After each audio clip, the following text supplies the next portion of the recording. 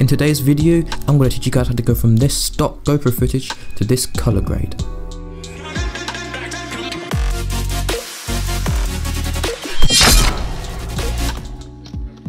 If you guys watched my past airsoft videos, you might have noticed that I've had many different color profiles.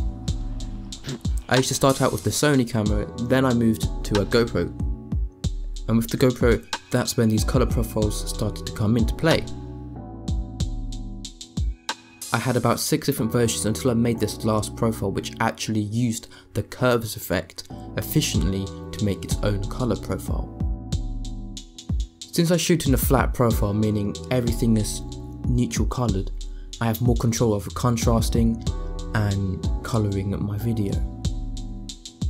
Normally what I would do is darken the darks, whiten the whites with multiple different effects, then slap on a color temperature to make a cooler temperature for the whole video, resulting in a blue tint, call it a day, and then I'll put it on YouTube.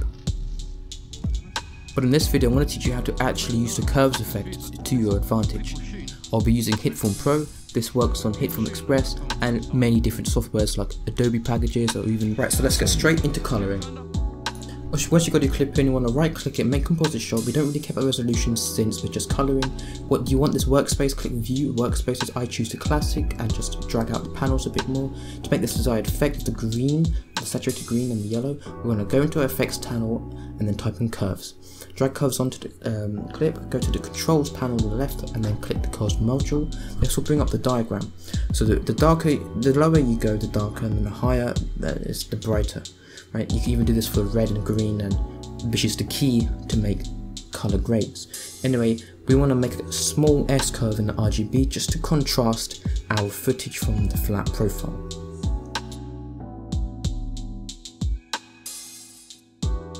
Once we've got our desired effect, we actually want to go in to click RGB, go into the red.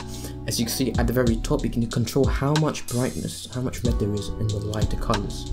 For example, I don't really want that many light colors very high, so let's put that down a bit and then increase a bit of red amount in the highs, and then this small section will make like a dip. That dip is where the greens will be. So at the very bottom, we're going to actually bring a bit more reds in. So click scope, we can actually see our colors, and you can see where even just this is a very small change within the scope diagram. So let's turn it off. Let's go to green. You know what, I should turn it on so you guys can see what happens. So in the greens, we actually want to increase the high amount. That's where the color grade actually comes into play, and then make the center back down to normal, and then increase the greens at the darker colors, and then make this quarter part back to normal again. Next, into blue, we actually want to decrease the blues at the top because it's just overwhelming. We want to leave that for the greens, and then we want to make a small change to the blue at the top, and then at the very bottom we actually want to increase it a bit more. Right, so after this, you can already see the diagram's different. So anyway, after this, you want to go and drag in another curves effect. And for this, in the RGB, you want to make a small curve to darken the overall image. Once this is to your desired look, click it and go to red. We're only changing the red, and we're actually going to increase some of the reds in this image. So let's increase it a small amount. Let's go back to the middle and make that a bit more of a small amount. That's where the greens will go. As you can see in the diagram, there's a lot more greens going down in the vector scope. Anyway, next we're going to make the magic happen. Type in saturation, get the saturation effect. We're not actually going to click master, we're going to go straight to red. As you can see, the hue, it changes just the reds in the image. It's quite small, but what you can do is go back to your curves and then input more of a red within the small dip that we've created on both different effects. This will brighten up the reds and have more reds in the image, and now you can see quite a lot is red.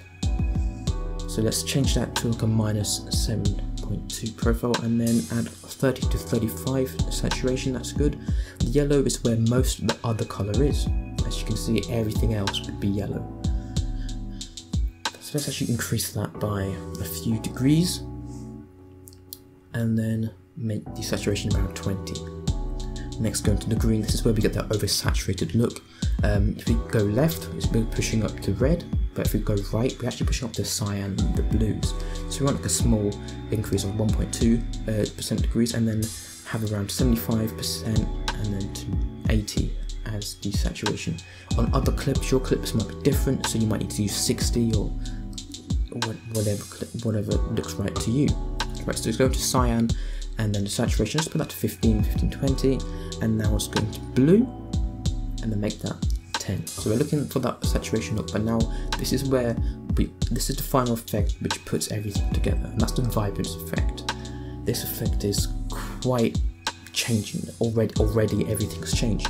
Now we want to actually make if I use the radius to demonstrate, it looks like it's making like a glowness. So anyway, we want to around 260 on the radius, and then intensity, I actually want to drop that down to 0.4. That makes the greens pop out even more.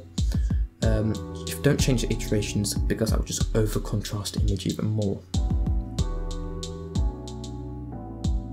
So lift that back onto 1, and then for the final, we want to click vibrance, and then press hold shift, click the top, and then right click, create preset, and then we can create this as a preset. I hope you guys learned something today. Remember, this preset does not always work on every single clip. Sometimes it might overexpose, so you would actually need to go into the curve effect and mess around until it looks good. That's it for me. This has been Ieuan Alli, and thanks for watching. See you in the next one.